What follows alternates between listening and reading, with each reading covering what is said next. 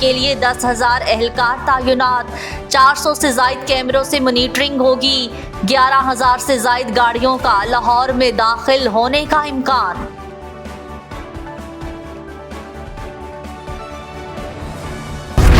लीगी कायद के इस्तकबाल के लिए काफिले पहुंचना शुरू। रावलपिंडी से बड़ा काफिला लाहौर पहुंचेगा।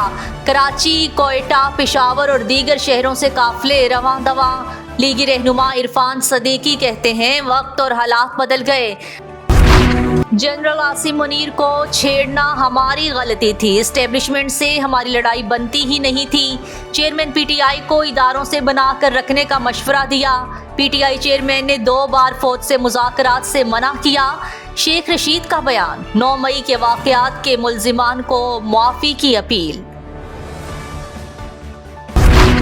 और बड़े हदफ के ताक़ुब में पाकिस्तान की बैटिंग रेत की दीवार साबित हुई। वर्ल्ड कप में मुसलसल दूसरी शिकस्त। 378 रन के ऑस्ट्रेलवी हदफ का ताक़ुब। शहीन 305 पर ही ढेर हो गए। वार्नर का कैच छोड़ना ही महंगा पड़ा। मिडल ऑर्डर भी नाकाम रहा।